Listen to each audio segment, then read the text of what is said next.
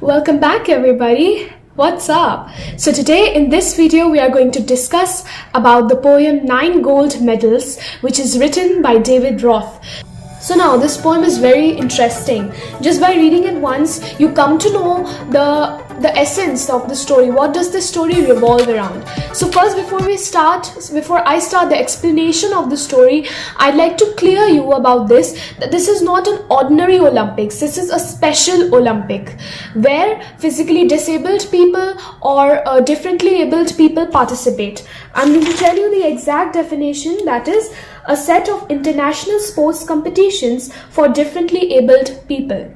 Okay, so let me read you para by para and I'll tell you what it is about. The athletes had come from all over the country to run for the gold, for the silver and bronze, many weeks and months of training, all coming down to these games.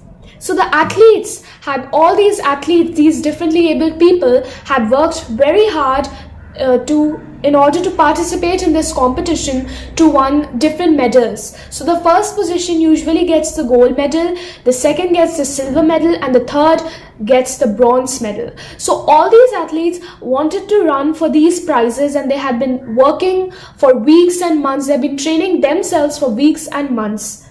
The spectators gathered round the old field to cheer on all the young women and men, and the final event of the day was approaching. Excitement grew high to begin. So now, here, the spectators, that is the audience, they were also very excited. Their hearts were filled with excitement. They wanted the race to begin as soon as it can, and they all gathered, and the audience included all young women and men.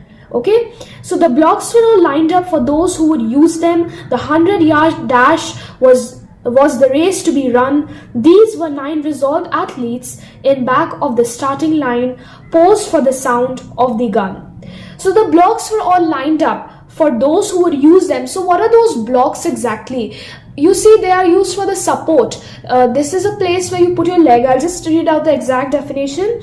Starting points kept on the ground against which runners push their feet for balance at the beginning of a race. So it's kind of a block which is used by the runners. They take support there, they put their feet and they're in a position to run. So here they were all lined up, and there were only 9 special contestants who were very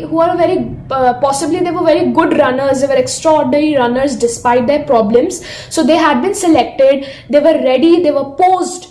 So poised here means you are standing. You're in a frozen position, but you are ready to move. So poised at the sound of guns. So what happens in these races is that they don't shout out to start. They use a special kind of a gun. They raise it in the air and hit it in the air, and at that particular sound the athletes start running here. Okay, the signal was given, the pistol exploded, and so did the runners all charging ahead. But the smallest among them, he stumbled and staggered and fell to the asphalt instead. Now, before explaining this, I'll tell you the meaning of asphalt. Strong, hard surface made with dark pitch mixed with sand or small stones. So now, when the signal was given, the pistol had exploded. All of these athletes started running, but then unfortunately, one of the athletes had fallen down and had fallen into the asphalt. Now I have told you the definition. I've read out the definition to you over here. So what is this? This is actually a kind of a mud on the hard surface where you fall. If you fall, you may get hurt. So now, for the case of differently abled people, that person might be in a lot of pain because we people might suffer a little pain. We might get up and then go again and race. But for the differently abled people, I don't think it is very easy to get up and then go again. So let us read what happened ahead. He gave out a cry in frustration and anguish. His dreams and his efforts all dashed in the dirt. But as sure as I'm standing here telling this story, the same goes for what next occurred. So now he cried in frustration and anguish. So he was filled Earlier he was filled with hope, but now he is hopeless. Now he feels that everything's ruined. I won't be able to win the competition anymore. The runners have gone very far away. So now I don't think I'll be able to run that fast now anymore. Even if I get up with that pain, with that wound of mine, I won't be able to reach the finish line. That's why the players started crying, because earlier it is also mentioned that they were training for months and years for this particular championship. But as sure as I'm standing here telling this story, the same goes for what next occurred. So now the poet, that is David Roth, is telling us that he was standing there, and as he was telling the story, something very unexpected happened, something which the audience and as well as the poet were not expecting that to take place. The 8 other runners pulled up on their heels, the ones who had trained for so long to compete. One by one, they all turned around and went back to help him and brought the young boy to his feet. So now here this boy is not very old. We come to know that he's a young guy who fell down, and these other 8 runners who were his actual competitors, they turned back. They pulled up on their heels. That is, they stopped them. Like when you are in a great speed while running, it's quite difficult to stop yourself. I mean, you need a lot of force to stop yourself if you are at a great speed, running at a great speed. So now they stopped. They on the heels, from the support of the heels, they stopped. They forced themselves to stop, turned around, and went on to help that person, that young boy, to bring that boy to his feet. So now this is an act of kindness, and according to me, not all the competitors do that. They are like, okay, that guy has fallen, so now our competition is less, so we might go ahead. But in this case, all they believe in is the people around them. They are very sympathetic to people around them, to the competitors. The prize is not what they need.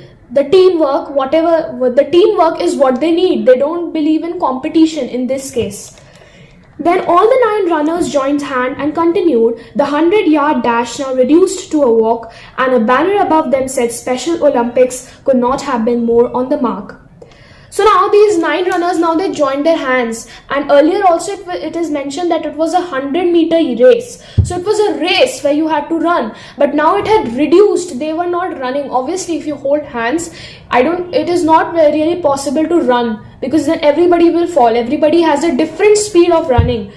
So now they all were holding hands, they were walking, and this 100-meter dash, this 100-meter race had reduced to a walk. Now they were walking calmly and coolly, and they crossed the finish line. Okay, and the banner above them said Special Olympics.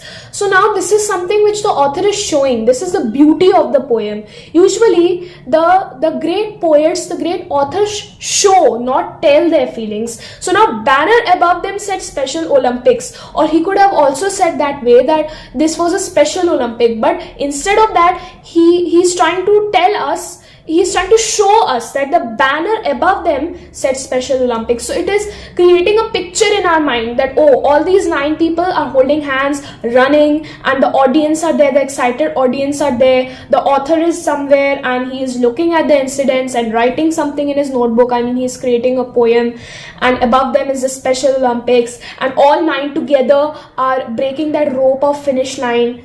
So that is creating a clear picture in our mind. So it's a quite interesting way of writing, and you too can adapt that style. Show, not tell. Okay? So that's how the race ended with 9 gold medals. They came to the finish line holding hands still, and a standing ovation and 9 beaming faces said more than these words ever will. So now the race finally ended. All the 9 people won, and they were still holding hands. They did not leave their hands, as if they were best friends. And the standing ovation and 9 beaming faces. So what is ovation? When viewers clap for a long time to show how much they like what they see. So now when the audience loves something a lot, they keep on clapping for a long period of time. They sometimes even stand from their places to show how much they love the performance they have seen. So now that is what an ovation is. Okay, and 9 beaming faces means, all beaming means smiling. So these 9 people, these 9 winners who had shown this much teamwork and cooperation were smiling now, and they were very happy. Everybody there on that particular area were very happy.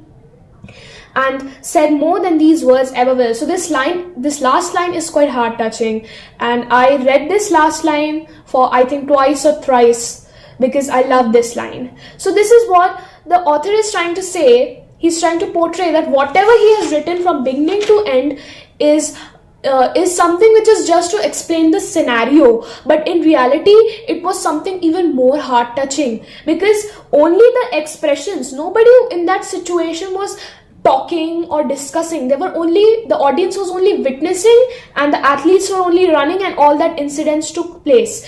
So this was an action which touched the heart of so many audience that that everybody were so happy. So said more than these words ever will. So these actions were expressing even more than whatever the poet has described in this poem. Okay, so this is what the poem Special Olympics, that is the 9 gold medals, is all about, which is written by David Roth. According to me, it is a very inspirational poem, and it must be read out twice or thrice in a row in order to get a better understanding and in order to answer the questions well.